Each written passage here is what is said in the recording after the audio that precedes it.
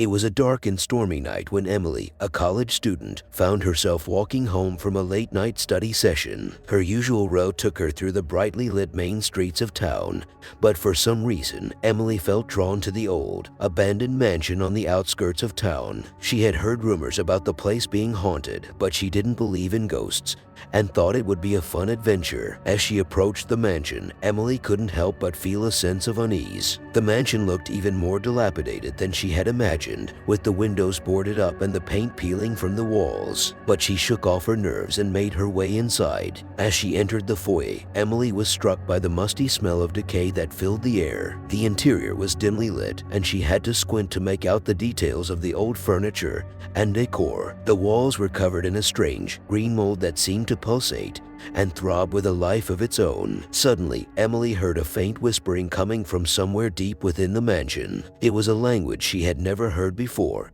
and she strained to make out the words. But the whispering grew louder and more insistent until she felt as though she was surrounded by a sea of voices. As she made her way through the mansion's labyrinthine halls, Emily began to see shadows moving in the corners of her vision. Strange, unidentifiable noises echoed through the rooms. She felt as though something was watching her every move. The mold on the walls began to shift and writhe, forming grotesque shapes that twisted and writhed in the darkness. Emily tried to run, but the walls seemed to close in on her, trapping her in an endless maze of mold and decay. Just when she thought she couldn't take it any longer, Emily burst through a door and stumbled into a room that seemed to glow with an eerie blue light. In the center of the room was an old, dusty book, bound in leather and covered in strange symbols. Emily felt drawn to the book, as though it held the answers to the horrors she had experienced. But as she reached out to touch it, a cold, bony hand grasped her wrist. She turned to face the source of the hand and saw a figure shrouded in darkness, with glowing red eyes and a mouth full of razor-sharp teeth.